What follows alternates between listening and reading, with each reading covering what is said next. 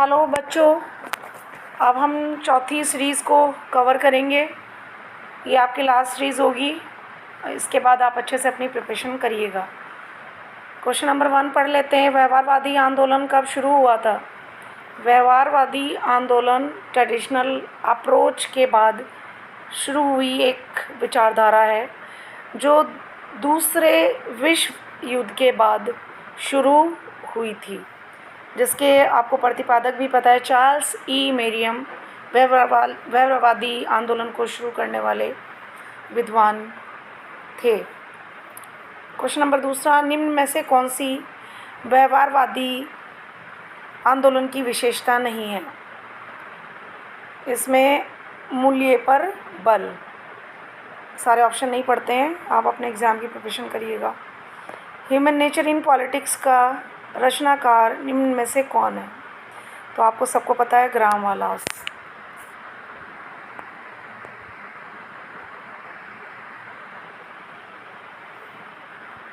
प्लेटो कहा जाता है क्योंकि फर्स्ट ग्रीक पॉलिटिकल फिलोसफर हैं।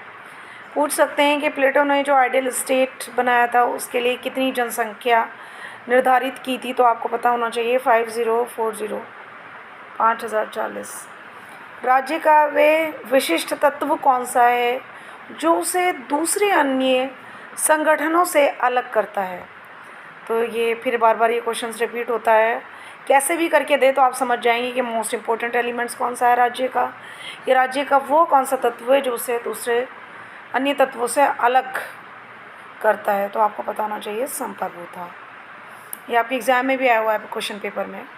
हॉब्स की, ये हॉब्स है बेटा, हॉब्स की प्रसिद्ध रचना जिसमें उसने सामाजिक संविदा संबंधी विचार लिखे का नाम क्या है? आपको पता होना चाहिए, लेवियाथन। हॉब्स की मोस्ट इम्पोर्टेंट बुक का नाम है लेवियाथन, जो 1651 में पब्लिश हुई थी, जिसमें उन्होंने सोशल कॉन्ट्रैक्ट थ्योरी के बारे में लिखा था।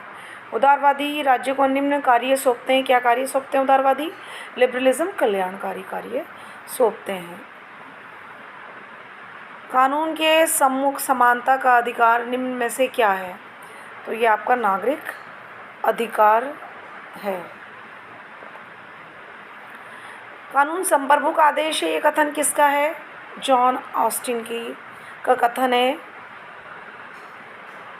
इसे आप ज़रूर से याद कर लेंगे, कानून संप्रभु का आदेश है, क्योंकि जॉन ऑस्टिन ने जो है लीगल सॉवरेंटी की बात की थी। विधान पालिका का मुख्य कार्य क्या है? कानून का निर्माण करना। व्यवस्थापिका कानून का निर्माण करती है।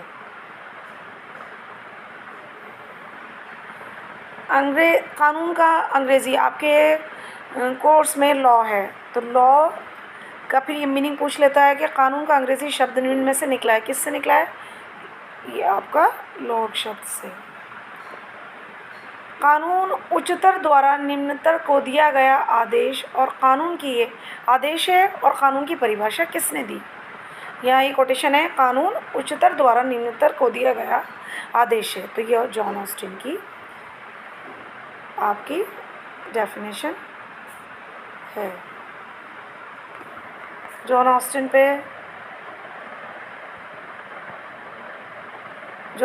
पे आप इसमें टिक कर लेंगे। जॉन ऑस्टिन है आंसर। कानून की परिभाषा किसने दी? ये भी आपको पता होना चाहिए, लीगल कानून की ऑस्टिन। राज्य अध्यक्ष द्वारा जारी आदेश को क्या कहा जाता है?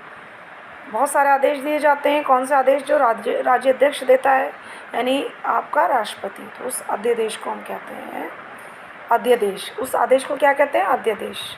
ऑर्डिनेंस 1, 2, 3 में दिया जाता है आर्टिकल के तहत। कानून का आधार होना चाहिए, किस पर होना चाहिए कानून आधारित? जनमत पर। भारतीय संविधान अर्धसंघीय, तो ये कॉसी फेडरल है। ये कथन किसका है? कैसिवियर का। आ सकती है डेफिनेशन। राजनीतिक दलों का मुख्य उद्देश्य क्या है? राजनीतिक दल क्या चाहते हैं? सत्ता को प्राप्त करना चाहते हैं, तभी तो इलेक्शन लड़ते हैं वो। दबाव समूह निम्नांकित में से कौन सा तरीका नहीं अपनाते हैं? इसके अपोजिट अगर आप दोनों का मीनिंग देखें, क्या डिफरेंस है दोनों में। वो चुनाव लड़कर सत्ता हथियाना चाहते हैं, ये क्या नहीं लड़ते हैं, चुनाव नहीं लड़ते हैं, सिर्फ ये तीनों काम करते हैं, संगोष्ठी बनाना, लॉबिंग करना, प्रचार प्रसार करना, अपने कैंडिडेट को जिताने के लिए कैंपेनिंग करना। दबाव समूह का उद्देश्य क्या होता है, सत्ता प्राप्त करना? नहीं, बिल्कुल भी नहीं होता। शासन से बाहर रहकर सार्वजनिक नीति और शासन को प्रभावित करना। तो क्वेश्चन नंबर 19 का आंसर आपका बी हो जाएगा।